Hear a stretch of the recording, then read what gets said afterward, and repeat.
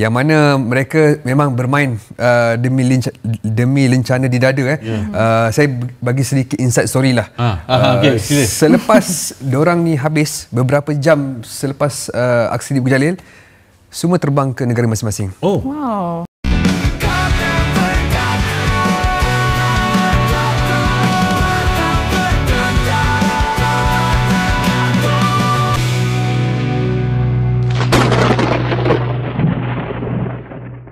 Assalamualaikum warahmatullahi wabarakatuh. Sahabat Kata Per Kata, media negeri Malaides menyoroti warganet Indonesia, yang dimana pada judul beritanya menuliskan, supporter Indonesia, desak FIFA selidiki Malaides. Para penggemar Indonesia meminta FIFA untuk menyelidiki pemain timnas negeri Malaides, terkait status pemain keturunan yang tidak jelas. Tulis media Malaides, yang dalam rilisnya merujuk dari laporan media Indonesia, dan beberapa komentar warganet yang katanya termuat dalam media yang ada di Indonesia.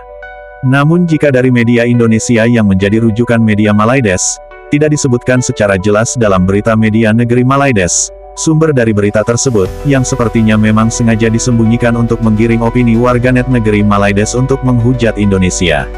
Sementara beberapa media Indonesia, justru merilis berita yang mengikuti pendapat dari seorang pengacara olahraga dari negeri Malaides, yaitu Zafri Aminur Rashid. Ia berpendapat, bahwa Malaides bisa diselidiki oleh FIFA, karena terkait dengan pemain naturalisasi negeri Malaides, yang katanya memiliki darah keturunan dari Malaides. Penyelidikan akan dilakukan apabila FIFA menerima pengaduan tentang kasus-kasus terkini, pada pemain Malaides yang dinaturalisasi, ungkap sang pengacara yang dikutip dari media Soha. Tidak semulus seperti King Indo, program kilat naturalisasi dari Malaysia dikecam. Buset dah guys. Kalau misalkan benar-benar guys ya, tidak bisa membuktikan guys ya, di mana data sahnya gitu ya, dari pemain-pemain keturunan mereka guys, otomatis nantinya guys ya, Malaysia akan di-ban FIFA seperti Timor Leste. Buset dah. Bahkan guys ya, pengacara sendiri guys ya, pengacara dari Malaysia ini mendesak FAM gitu ya, untuk transparan terkait naturalisasi ini. Buset dah. Sebenarnya guys ya, yang paling mempermasalahkan itu negara Vietnam guys. Soal nanti di tanggal 10 Malaysia akan berhadapan dengan Vietnam cuy. Buset nih guys ya, tanda-tanda guys, Vietnam itu ketakutan dengan naturalisasi dari Malaysia cuy.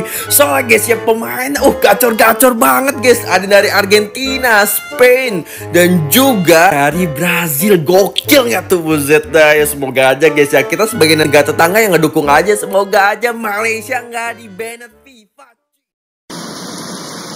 Seperti dijangka, Persatuan Bola Sepak Malaysia FAM tidak mengulas bagaimana mereka mempunyai kaitan dengan Malaysia. Mengikut peraturan FIFA, pemain yang lahir di luar negara dan memiliki kewarganegaraan asing hanya layak bermain untuk negara lain jika mereka mempunyai hubungan kekeluargaan melalui ibu bapa, datuk atau nenek. Namun tiada penjelasan terbuka diberi tentang salah silah mereka. Lebih mengejutkan, kebanyakan mereka tidak pernah bermain dalam Liga Malaysia, kecuali John Irazabel. Isu ini mengundang dua persoalan utama. Adakah pelaburan ini memberi peluangan sukan yang setimpal? Dari sudut bola sepak, adakah strategi ini menguntungkan Malaysia? Indonesia hampir ke Piala Dunia 2026 dengan pemain warisan Indo-Dutch. Satu langkah yang masuk akal sedikit memandangkan sejarah kolonial mereka dan realiti bahawa berpuluh ribu rakyat Indonesia mempunyai darah kacokan Belanda. Pemain-pemain warisan untuk Malaysia pula, walaupun beraksi di Liga Eropah dan Amerika Selatan, bukan antara bintang utama di sana. Negara-negara seperti Jepun, Korea Selatan, Arab Saudi dan Iran mempunyai pemain yang benar-benar elit dan lahir serta dibentuk dalam sistem bola sepak mereka sendiri. Sukan menjunjung prinsip fair play. Jika kita gagal memberikan naratif sah tentang hubungan para pemain ini dengan Malaysia, bukankah tindakan ini mencemari semangat itu? Di media sosial, jenaka-jenaka pun muncul mempermalaysiakan nama-nama pemain seperti John jadi Johan dan Emmanuel menjadi Iman dari Greek. Yang lebih penting, adakah wajar memfokuskan pembentukan pasukan kebangsaan dengan pemain-pemain yang tinggal di Spanyol dan Meksiko? Sedangkan Liga Malaysia sendiri bergelut. Pasukan Kedah sudah jatuh ke Liga Semi-Pro. Perak pula menutup operasi. Soalnya, mengapa terlalu gairah dengan impian antarabangsa sedangkan tunjang bola sepak nasional iaitu Liga Domestik sedang runtuh? Pasukan negara yang kuat hanya wujud bila liganya profesional dan stabil. Malaysia dibina atas prinsip kewarganegaraan yang ketat. Lebih 100,000 anak kelahiran Malaysia masih tidak memiliki MyKad kerana dokumen kelahiran mereka tidak lengkap. Ramai wanita Malaysia berdepan kesukaran apabila anak mereka dinafikan kerakyatan hanya kerana bapa mereka warga asing. Mahkamah penuh dengan kes rayuan yang menyayat hati. Dalam konteks ini, pemberian pasport kepada pemain bola sepak yang tidak pernah tinggal pun di Malaysia semata-mata demi memperkukuh skuad Harimau Melaya kelihatan bukan sahaja tidak peka tetapi kejam. Kita seharusnya bertanya, apakah nilai sebuah kemenangan jika dibina di atas keistimewaan yang dinafikan kepada rakyat sendiri? Adakah kita sedang membina sebuah pasukan untuk rakyat atau hanya mengangkat ilusi kejayaan sementara untuk menutup kegagalan yang lebih besar? Dari berita inilah yang membuat heboh jagat maya negeri Malaides, yang diungkapkan pengacara olahraga negeri Malaides. Yang sebenarnya dan yang pertama kali membahas soal pemain naturalisasi pemain timnas negeri Malaides, justru dari negara mereka sendiri. Dan yang anehnya lagi, yang bikin lucu, yang bisa membuat kita tertawa, adalah dari media negeri Malaides, yaitu Astro Arena, yang memberitakan pencapaian atau kemenangan timnas Malaides atas Vietnam. Dan yang aneh dan lucu yang bisa membuat kita tertawa, adalah dari judul berita tersebut.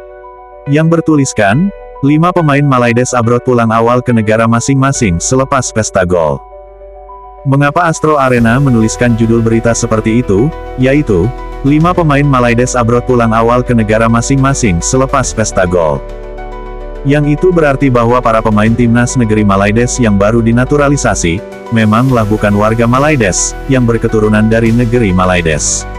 Yang berkemungkinan mereka adalah para pemain yang disewa untuk memperkuat timnas negeri Malaides. Dengan alasan kalau mereka adalah pemain naturalisasi.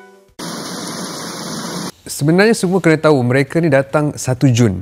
1 Jun datang 1 Jun. dari negara masing-masing. Ada yang dari Spain, ada yang daripada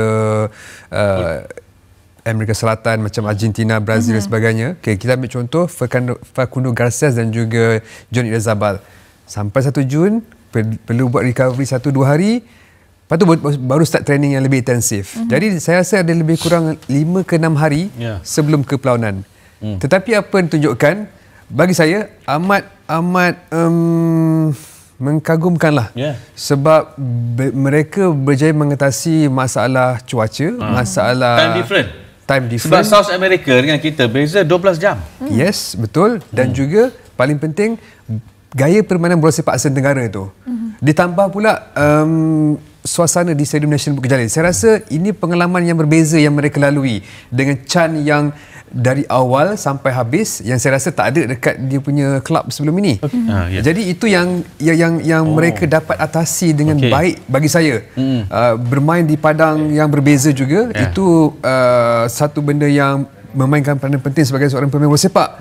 Di sana sudah pasti padang yang lebih baik dengan cuaca yang lebih baik. Tapi mereka tunjukkan, wow, tak ada masalah dari segi untuk adaptasi segala benda, segala elemen yang saya cakap tadi. Okey, saya baca komen-komen di media sosial dan sebagainya. Rata-rata semua peminat mengatakan bahawa tak pernah tengok Malaysia main macam ni. Okey, Zul dah berapa tahun cover tim Malaysia? 10, 15 tahun? Sepanjang 15 tahun? Apakah ini for the first time awak tengok permainan yang berkelas dunia yang ditunjukkan skuad Malaysia, ataupun sebenarnya kita pernah ada tapi ini adalah penambahbaikan saja? Oh, soalan yang susah nak jawab ni. Antara yang terbaik lah. Antara yang terbaik sebab different perbezaan zaman dan juga perbezaan gaya permainan itu berubah setiap masa. Bayangkan baru sampai 6-7 hari training dah terus main lawan Vietnam tau. Vietnam ni dulu kita biasa kena gasak, kita biasa kena menerima terjahan keras dan sebagainya, menerima masakan. Tetapi ini berlaku sebaliknya dan Vietnam tak boleh main Vietnam. Saya rasa dia mati akal. Tapi kalau bagi time sikit mungkin Malaysia lebih solid lah lepas ni sebenarnya Zul. Saya tak boleh bayangkan. Sebenarnya kalau cakap solid ni, saya ada peminat dah tak bayangkan Piala Asia. Mereka dah bayangkan Piala Dunia 2030. Betul, saya pun sama. Saya pun bayangkan benda yang sama. Malaysia, I think almost there lah. Betul. Okey, Zul, penjaring pertama Malaysia, João Figueiredo. Dilihat seperti penggerak pasukan lepas jaringan dia mengejut pasukan Torai. Bukan hanya satu, tapi lepas tu ada 4 gol yang berhasil. Okey, Zul, overall untuk saya bukan tak nak sentuh pemain lain. Lily akan tanya nantilah. Overall persembahan Malaysian abroad yang diturunkan semalam pada pendapat Zul. 3 daripada 5 pemain saya rasa mencapai ataupun di luar jangkaan saya. Iaitu pertama di ranking saya iaitu Figueiredo, yang kedua adalah Facundo Garces dan ketiga saya boleh katakan Rodrigo Holgado, pemain yang menjaringkan gol ini. Di mana John Irzabal dan juga Imano Machuca saya rasa belum berada di tahap kemampuan mereka sebenar. Jadi Machuca pun masuk as a subs kan semalam, pemain simpanan. Jadi itu ranking yang saya boleh berikan untuk pemain Malaysian abroad ini, yang mana mereka memang bermain demi lencana di dada. Saya bagi sedikit inside story lah. Selepas diorang ni habis beberapa jam selepas aksi di Bujalil, semua terbang ke negara masing-masing. Wow. Okey, yang saya nampak video Holgado tak silap saya. Holgado. Okey, yang lain-lain jam yang saya dapat tahu jam 3.30 pagi dah terus berangkat ke airport untuk balik ke Colombia. Yang saya difahamkan mengambil masa ataupun mengambil masa lebih 30 jam dengan menggunakan 3 ataupun 4 penerbangan. Misalnya dari Kuala Lumpur ke Dubai ke London, balik untuk bermain bersama kelab Amerika di Cali. Balik dengan 5 jahitan di kepala, iaitu Rodrigo Holgado. Pulang ke Colombia untuk bermain jam 3 pagi Malaysia. Rabu. Habis game tu lah. Habis game beberapa jam terus pulang ke jadi apa yang kita nak lagi, ini yang ditunjukkan oleh pengorbanan mereka. Dan pemain-pemain lain juga macam Figueiredo dah habis season, dia kembali ke Sao Paulo, Brazil. Imano Machuca kembali ke Argentina. Dia tak balik ke Turki dia tak balik ke Turki sebab Liga dah habis. Sao Paulo lah, balik kampung.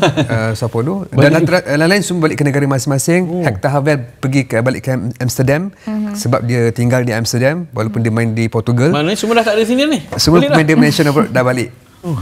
Nanti datang balik untuk Oktober. Itu jadi saya rasa macam wow. Sepertinya mereka para pemain timnas negeri Malaides yang baru dinaturalisasi, memang bukan orang yang berdarah keturunan Malaides. Untuk itu media negeri Malaides Astro Arena menuliskan judul berita seperti itu. Negeri Malaides memang sangat aneh, lucu, yang selalu siap menjadi bahan tertawaan dunia. Para pemain timnas Indonesia, atau pemain keturunan Indonesia, ketika mereka selesai melaksanakan tugasnya sebagai pemain timnas Indonesia, mereka akan kembali ke klubnya masing-masing.